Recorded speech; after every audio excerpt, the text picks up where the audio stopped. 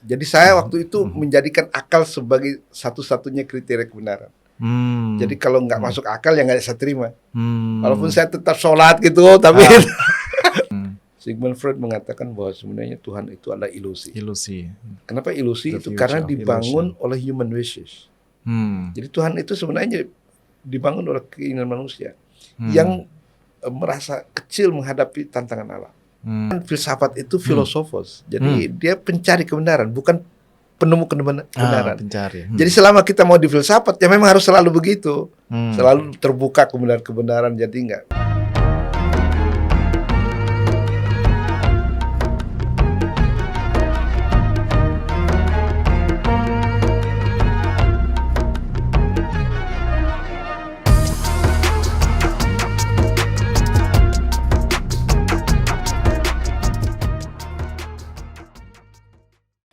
Assalamualaikum warahmatullahi wabarakatuh.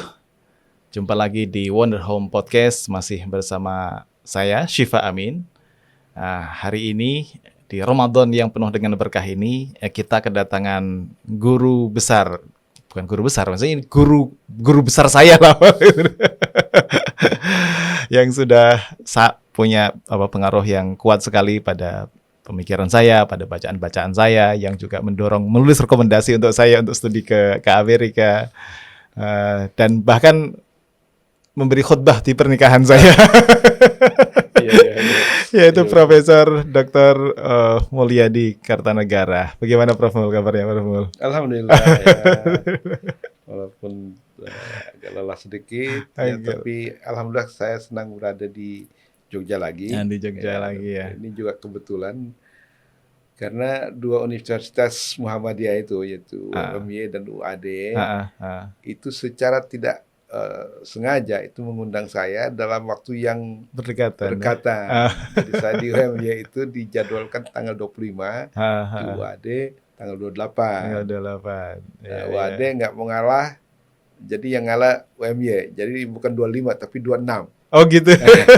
Supaya lebih dekat lebih dekat ke tanggal 28-nya. Ya, karena kalau 25 kan berarti saya berangkat harus tanggal 24. Jadi ada waktu kosong ya, itu hari kemarin ya sebenarnya kemarin. Kita gunakan untuk kunjungi situs sana sini di Jogja ya. Nah, karena hari ini acaranya sore hari nanti, jadi Syifa mengambil kesempatan lah. Iya, makasih banyak. Ini semacam reuni dan saya juga kesempatan menyegarkan kembali pikiran-pikiran tentang kita diskusi soal filsafat, soal perjalanan intelektual Pak Mul gitu. Ya, ini Pak Mul, sebenarnya kan sekarang filsafat mulai banyak orang ngobrol, terus beberapa juga fakultas filsafat mulai ada mahasiswanya mulai tambah gitu. Salah satu figurnya misalnya kayak diidentifikasi sebagai filosof kontemporer lah gitu, entah Rocky Gerung, Fakhrudin Faiz dan segala macamnya. Tapi mbahnya filosof menurut saya adalah tetap Pak Mulyadi dengan karya-karyanya yang sudah berapa Mul ya karya Pak Mul? Kalau yang didaftarkan di sini 60 yang saya ringkas. Buku-bukunya. Semuanya ada 60 karya. Tapi di jilid ke-6 itu ada semua karya saya itu ada 89 buku yang saya pernah tulis, walaupun nggak semuanya survive. Tapi judul-judulnya ada. Judul-judulnya ada 89 dan ada judul itu tadi. 123 artikel. 123 artikel, Masya Allah. Itu proses produksinya gimana itu kasusnya? Dan saya susun per tahun. Jadi tahun ini apa, tahun itu ada itu di bagian terakhir itu. Oke, nanti kita obrolkan. Ini ada 6 jilid buku MLI mengarungi lautan ilmunya Prof Mulyadi, semi autobiografi, tapi juga ada pikiran ringkasan buku-buku Pak Mul di situ ya. Nanti kita obrolkan itu. Dan nyebutnya autobiografi ya. Ya, ini Pak Mul. Kalau kita sedikit agak ke belakang cerita Pak Mul sendiri lah tentang sebenarnya dorongan untuk belajar filsafat, belajar mengabdikan, mengkhidmatkan dirinya di dunia ilmu itu ceritanya gimana? Apakah dari orang tua kah, dari lingkungan kah yang membentuk atau semacam apa itu dulu itu? nggak tahu ya, karena saya Ha. waktu SD itu saya nggak tahu harus kemana gitu. Jadi ibu saya mengatakan udah ke PGA saja. Oh, PGA ya, Ya, zaman itu ya. pendidikan guru agama ya waktu itu kan. Jadi saya ikut aja, nggak tahu PGA itu apa gitu. Pokoknya ikut aja deh. Karena waktu itu saya masih kecil banget lah, maksudnya. Mungkin belum waktunya masuk gitu. Nah kemudian setelah masuk ke PGA, saya mulai berkenalan lah dengan ilmu agama ya, sebagainya. Tapi saya kok menemukan agak bosen gitu ya, jadi kurang menantang gitu. Jadi saya minat ke matematik, bahasa Inggris, kemudian waktu itu belum ada filsafat tentunya. Jadi udah ke yang umum gitu, pengetahuan umum itu sudah mulai ada lah. Gitu. Ya bahasa Arab juga, bahasa Arab saya mungkin agak bagus waktu itu dibandingin bahasa Inggrisnya, kemudian sejarah. Nah jadi saya minta kepada ayah saya untuk tidak melanjutkan ke PGA 6 tahun. Ya PGA 6 tahun. Cuma 4 tahun aja gitu. Dan saya dengar di IAIN itu ada sekolah persiapan IAIN. SPIAIN. Tapi nomor tabelnya itu mahal sekali. 10 kali lipat dari bisa PGA yang ada di katanya yang lain 15, ini 59 ribu waktu itu. Gitu. Nah tapi ayah saya bilang kalau kamu mau nggak apa-apa ya kita dukung gitu. Jadi itu ayah saya tuh di situ pendorongnya. Ayah saya tuh sampai saya pergi ke Amerika juga memang kuat lah dorongannya.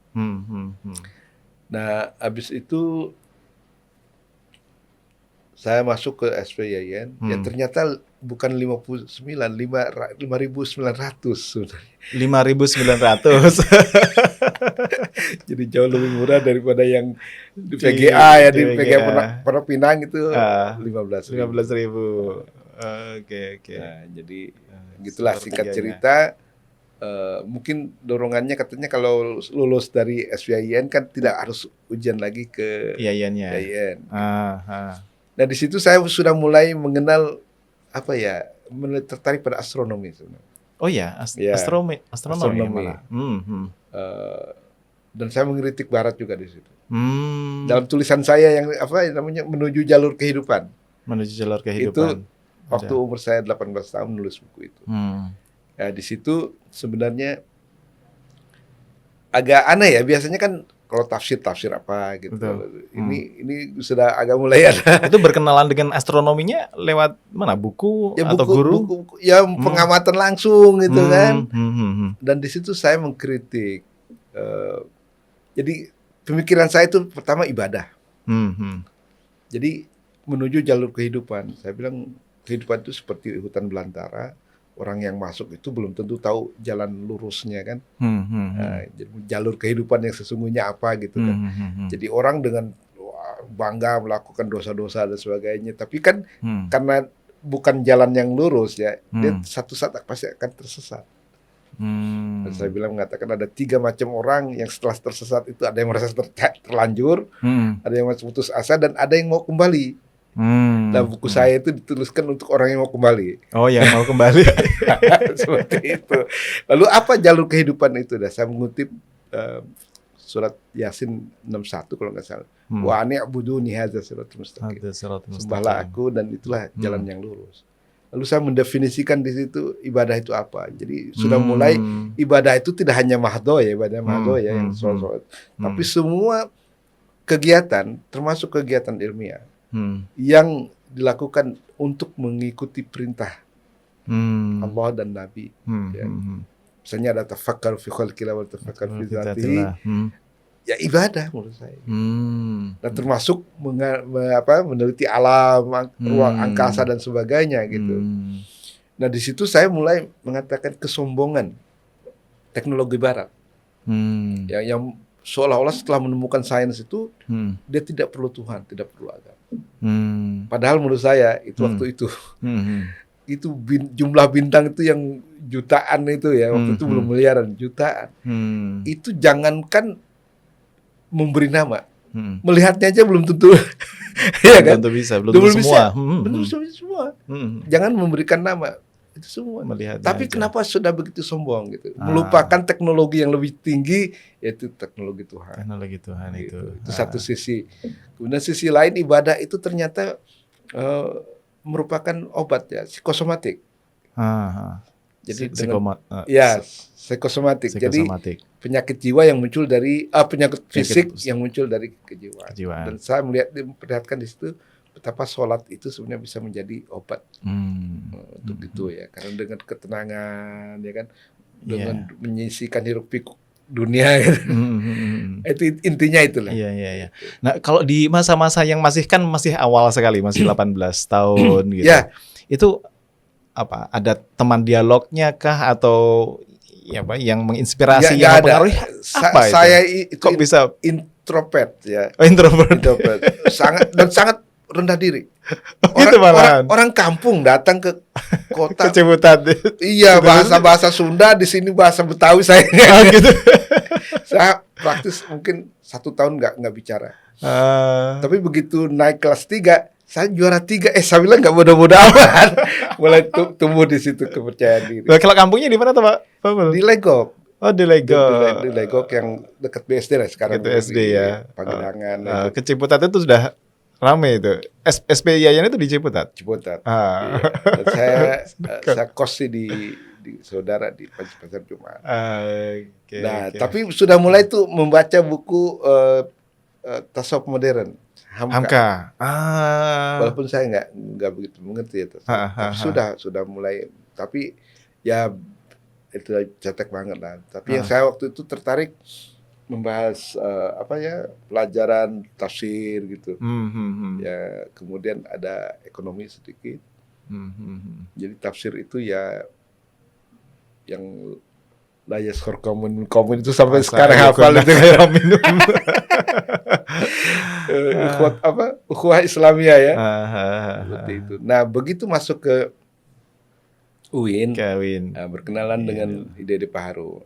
Oh, Pak Harun. Itu langsung ke akidah filsafat ininya masuknya. Filsafat. Saya ngambil teologi. Nggak tahu lah apa itu semester berapa gitu, tapi berkenalan dengan teologi. Nah, saya yang latar belakangnya NU kan, di Tangerang kan NU. Nggak tahu itu yang Sunni itu apa dan sebagainya. Saya tahunya dari Pak Harun itu. Oke. Sunni itu pendirinya siapa dan sebagainya. Kiai saya mewanti-wanti jangan sampai keluar dari Ahlu Sunnah wal Jamaah. Sambil saya nggak ngerti ya. Saya ngertinya dari buku Pak Harun. Sayangnya setelah dipelajari saya jatuh cintanya sama Mu'tazilah. Ya Pak. Begitu. Tapi saya mengerti, Asy'ariyah mengerti, tapi jatuh cinta benernya rupanya mungkin potensi intelektual saya tuh mulai muncul di situ. Dan dua hal yang menurut saya sangat menarik dari Mu'tazilah, satu soal kekuatan akal, dan kedua soal kebebasan memilih. Nah, itu tuh yang mendorong saya. Tapi lama-lama saya makin liberal. Oh, ada masa-masa itu ya? Ada. Jadi saya waktu itu menjadikan akal sebagai satu-satunya kriteria kebenaran. Jadi kalau nggak masuk akal ya nggak saya terima. Walaupun saya tetap sholat gitu, tapi tapi ada pemberontakan internal lah gitu. Nah, tapi tuntutan intelektual saya, itu maksudnya rasional saya itu bahkan nggak puas dengan teologi sekalipun Mu'tazilah. Sedangkan Mu'tazilah, karena bagaimanapun rasionalnya itu tetap terkungkung oleh kitab. Harus tunduk kepada kitab. Nah, saya bilang filosofi harusnya bebas dari itu gitu. Dibebaskan dari teks. Nah, lalu didorong dengan perkenalan saya kepada eksistensialisme. Ada Sartre, ada Gusserl, ada apa. Sebelum ke situ, kalau Pak Harun Nasution sendiri punya pengaruh atau apa yang dipelajari oleh Pak Mul dari Pak Harun itu apa sebagai seorang pemikir yang memperkenalkan teologi Mu'tazilah, Islam rasional gitu. Ya, jadi dari Pak Harun itu yang menarik adalah bahwa dia menyajikan secara ilmiah sekte-sekte teologi ini gitu, tanpa harus mengikuti salah satunya gitu. Yang mana aja terserah, kan semuanya rasional gitu. Tapi ya saya tertarik memang ke Mu'tazilah. Sampai sekarang itu sebenarnya sisi Mu'tazilah itu sangat Masih kuat sekali. ada. Masih ada. Rasionalisme walaupun nggak ini ya sudah dilemahkan sebenarnya oleh nanti perkembangan berikutnya. Sudah dijinakkan. Dijinakkan oleh Bergson. Oleh Bergson ya. Bergson yang ada Oke. intuisi dan intelek gitu kan. Oke. Karena ada krisis-krisis yang saya alami. Oke. Tapi tetap membekas gitu. Tapi sebenarnya beda dengan murid-murid Pak Harun yang lain yang mengikuti kaul.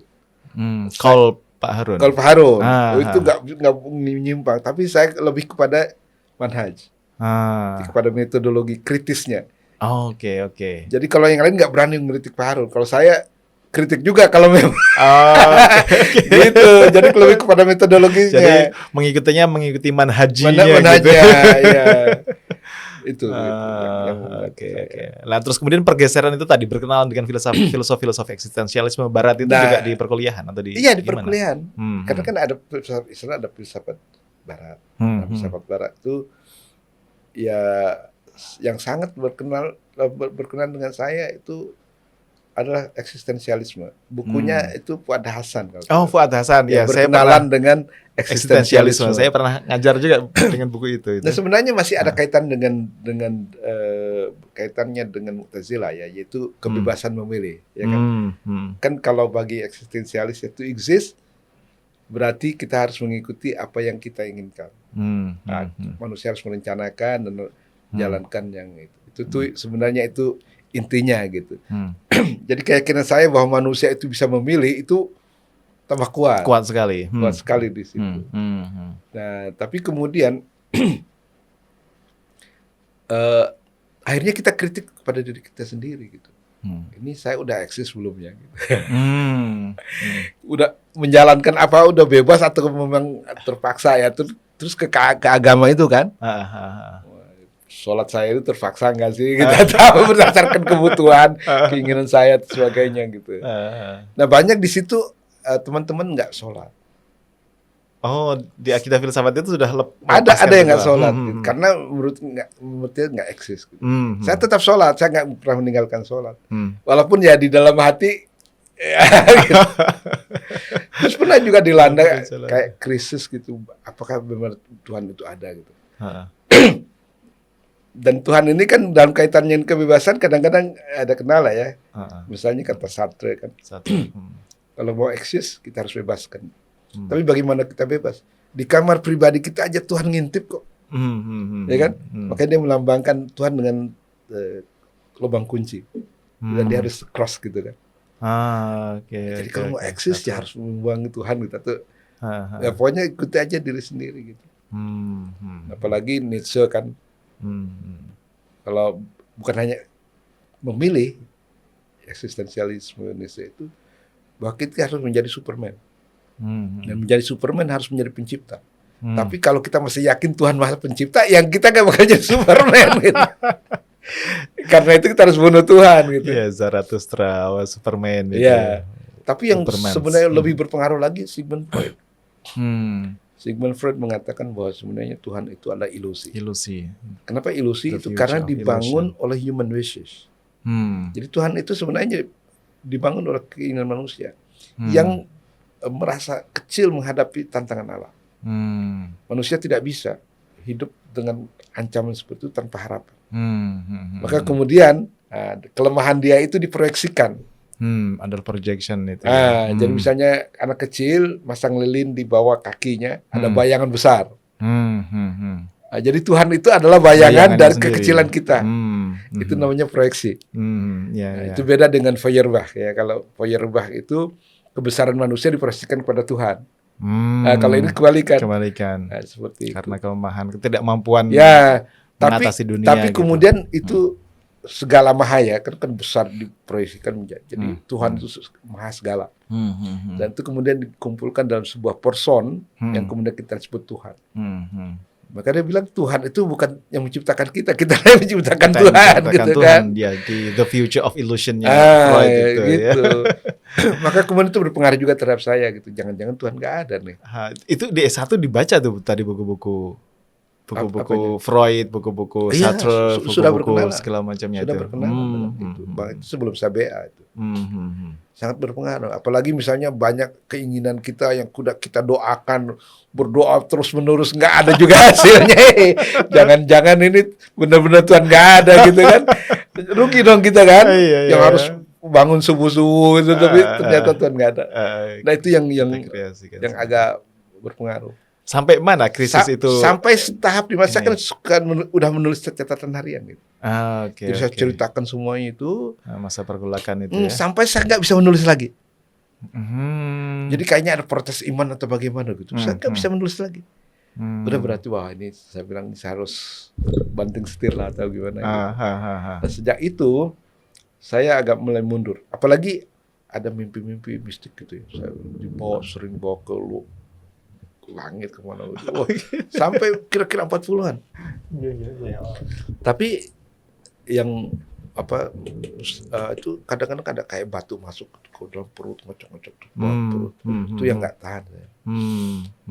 Ya, dengan demikian kemudian saya ini mungkin pertanda bahwa filsafat ini bisa sesat gitu. Nah kemudian itu, ya. Setelah itu saya kan harus menulis risalah sarjana muda. Nah saya mau menulis apa gitu ya. Nah, pada saat itu saya udah mulai tertarik dengan Iqbal. Oh Iqbal, Sir Muhammad Iqbal. Tapi baca bukunya belum nyampe lah gitu. Jadi saya pelajari bahwa dia ada 3 gurunya, Bergson, Rumi, Bergson, dan Rumi, dan Nietzsche. Nietzsche juga gurunya. Ya. Karena dia ingin Hudi itu, konsep Hudi, manusia insan kamil lah istilahnya. Itu Rumi mendukung dan Nietzsche mendukung walaupun kemudian kritik kan. Seperti itu. Nah, sumbangan daripada Bergson itu adalah mengkritik rasionalisme saya yang tadinya mengukur kebenaran dengan satu-satunya akal. Nah, kemudian diingatkan oleh dia bahwa akal tidak segala-galanya. Ada satu lagi intuisi yang lebih tinggi daripada akal. Saya sendiri juga mengalami gitu, akal itu bisa nggak menyampaikan kepada kebenaran gitu. Karena saya belajar filsafat itu untuk my way of life.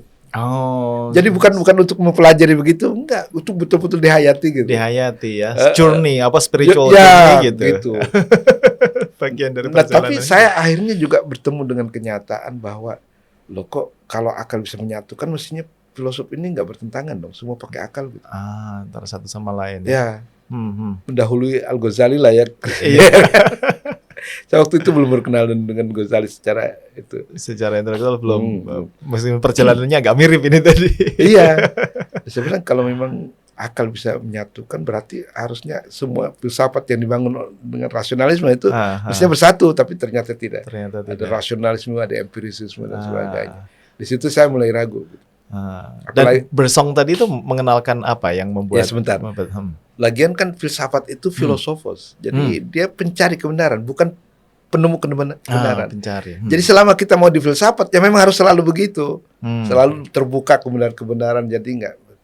Tapi manusia kan memerlukan keyakinan ya, memerlukan kepastian. Jadi di situ saya meninggalkan filsafat. Ya untuk kemudian ya bukan meninggalkan filsafat rasionalisme yang sekuler lagi. Yang ekstrim tadi. Jadi karena harus menulis risalah, saya menulis risalah orientasi filsafat Bergson. Dan Bergson mengajarkan bahwa sebenarnya intelek itu satu saja dari ya mungkin kapasitas yang kita atau fakultas yang kita miliki. Itu ada lagi yang disebut intuisi. Dan intuisi ini pengalamannya berbeda dengan akal. Akal selalu meruang-ruang katanya, spasialisasi. Specialize. Space. Ya, meruang. Ya, semua ruang dan waktu di-spacekan, diruang-ruangkan. Sehingga kemudian bumi yang satu itu dibagi-bagi. Jadi benua, jadi ini, jadi negara, jadi ini. Waktu yang satu itu jadi milenium, abad. Dikategorisasi. Iya, sampai ke detik, ke menit gitu. Nah, kemudian akal cenderung homogenize ya. Jadi 1 detik, 1 menit di sini, 1 menit di mana sama aja. 1 ruang di sini, 1 meter di sini, 1 meter di dekat Ka'bah sama aja. Nah itu, jadi dia tidak mengenal keunikan sebuah event, baik itu mengenai ruang maupun waktu. Gitu. Padahal sebenarnya katanya event itu selalu unik, nggak pernah persis sama. Disitulah intuisi bisa menilai. Oke. Ya kan? Kesakralan dan keprofanan itu hati yang bisa menentukan. Jadi siapa bilang misalnya bahwa ruang dan waktu sama aja? Walaupun ada halte bis yang biasa kalau dengan si pacar ini. Sehari nggak terasa. Iya, dan selalu indah. Mau hujan mau panas. Hujan iya kan? Nggak peduli ya. Nah itu bagaimana bisa dikatakan bahwa ruang dan waktu itu sama? Ada keunikan meskipun sama-sama 1 menit. Beda. Bersama musuh, bersama pacar. Dan itulah sebabnya saya kemudian mengerti konsep sakralnya kitab suci, sacred. Tempat suci, bulan suci, ya kan? Di situ nggak bisa itu dipahami tanpa cinta. Jadi kalau kita menganggap Tuhan sebagai kekasih seperti para sufi, lalu datang ke rumahnya dan bertemu, apakah tempat itu kan sama? Enggak dong, ya kan? Jadi ada suci, maka di situ haram. Ada haram. Haram itu di situ. Jadi memahami. Nah, kalau Quran nggak dihadap dihayati sebagai surat kekasih, ya sama aja dengan buku-buku yang lain. Dia tidak akan suci. Tapi kalau kita hayati bahwa dia adalah surat sang kekasih dan kita sangat rindu kepada kekasih, apakah surat kekasih sama dengan surat-surat yang lain? Enggak sama lah, enggak sama. Iya, baca sekali puas nggak? Baca lagi dan setiap baca itu pasti ada inspirasi baru itu. Begitulah caranya sufi membaca Quran. Ya. Makanya tidak pernah bosan dan selalu ada inspirasi. Nah itu dari Bergson itu Bergson tadi ya. Kemudian ada kesatuan waktu. Jadi antara masa lalu, masa kini, masa datang itu tidak terpisah, tapi menjadi satu unit kesatuan. Ya. Makanya saya menulis buku saya itu menembus batas waktu. Menembus batas waktu itu ya. Itu konsep Bergson sebenarnya. Oke. Jadi kalau saya perinci saya datang ke sini tahun 75 ke Ciputat gitu, terus ini kayaknya lama sekali. Tapi kalau dalam perasaan kita kayak baru sebentar gitu ya, gitu. Iya kan? Jadi semua peristiwa yang saya tulis itu di buku Menembus Batas Waktu kan itu autobiografi intelektual. Itu sebenarnya satu kesatuan.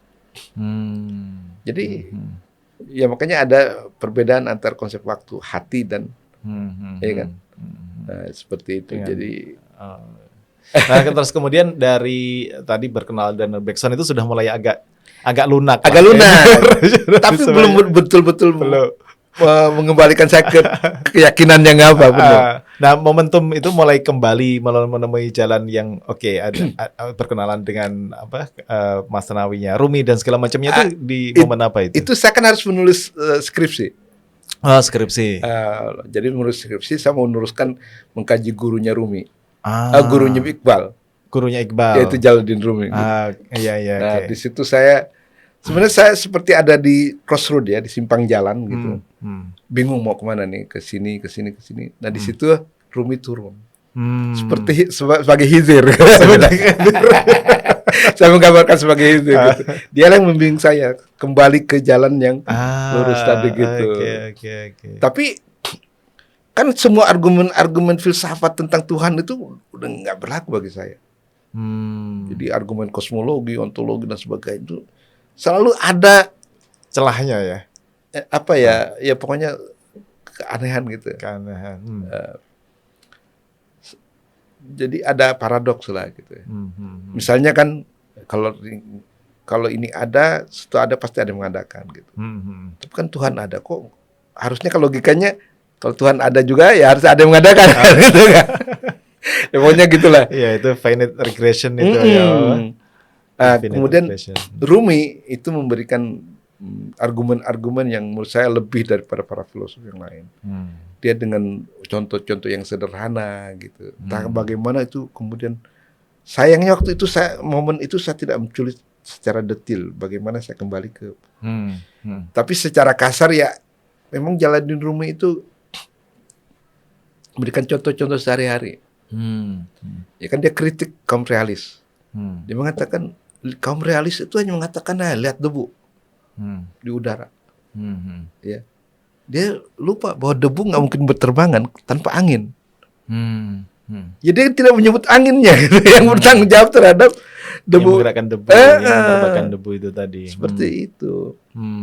Ya, kemudian dia juga bilang, ya kita melihat buoy sih, ombak. Tapi kan nggak ada buoy kalau nggak ada lautnya tersembunyi gitu. Dia tidak bicara tentang yang tersembunyi. Padahal segala sesuatu itu ada surah, ada bentuk dan ada makna. Nah, kita sering memuja makna, bentuk surah. Gitu. Kita bilang itu apa? Kendi. Kendi itu kan surah. Maknanya apa coba? Air untuk minum. Karena kendi nggak diciptakan kalau bukan untuk air. Jadi maknanya air. Tapi yang kita bicarakan adalah kendi, lupa pada air gitu. Pada yang ada di dalamnya diciptakan untuk apa?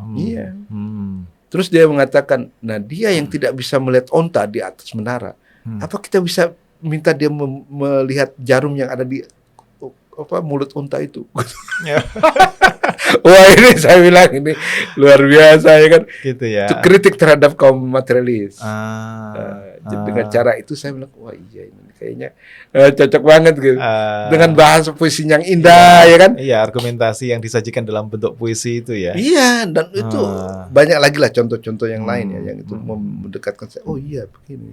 Kenapa kita selalu memuja yang bentuk tapi melupakan makna gitu kan. Padahal dia semua itu ada bentuk dan ada maknanya. Dan yang lebih penting tentunya maknanya, walaupun itu kemudian tersembunyi. Oke. Nah, kalau yang menulis tentang Rumi itu di masa master atau skripsi itu ya? Skripsi. Nah, skripsi saya itu kan di supervise sama Profesor Khatib Kozan.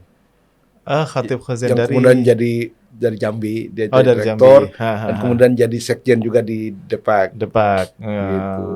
Oke. Nah, begitu saya masuk Universitas Chicago, ya kan harus ada tesis. Sebenarnya tesis di Universitas Chicago nggak begitu penting. Bisa diganti dengan 2 term paper, gitu. Jadi saya bilang, kalau begitu saya terjemahkan aja Bu. Nah, itu untuk maksudnya waktu di Chicago untuk master. Ya. Oke. Jadi saya intinya menerjemahkan buku skripsi saya. Gitu. Tambah sedikit-sedikit lah literatur baru. Gitu. Tapi intinya itu. Dan ternyata diterima gitu. Nah, yang lucu lagi berkaitan dengan itu, setelah saya selesai doktor kan saya kembali bertemu dengan Khatib Ghosn karena pembimbingnya ya. Terus saya bilang, aduh maaf saya terlambat dibandingkan dengan Azumari dan Din Samsudin, saya belakangan nih karena di Universitas Chicago itu luar biasa tuntutannya banyak. Terus kata dia apa yang sangat mengagetkan, kamu kan udah jadi dokter waktu saya bimbing katanya. Jadi bagi dia tuh skripsi saya itu udah level dokter gitu. Aduh, alhamdulillah. Berarti dia nggak ini lagi. Ya. Dan tesis master dan ininya kan juga pengembangan dari kalau disertasi sih bukan itu ya. Yang alamiri itu ya. Bukan. Apa? Umar bin Sahlan As-Sawi. Umar bin Sahlan As-Sawi. Itu mengedit manuskrip. Mengedit manuskrip. Ya, yang Mukhtasar Siwanul Hikmah. Oke, sebelum ke sana. Kalau waktu berangkat ke Chicago-nya itu yang apa? Yang mendukung, yang mensponsori atau memberi rekomendasi itu siapa waktu itu, Pak? Jadi begini ceritanya ya.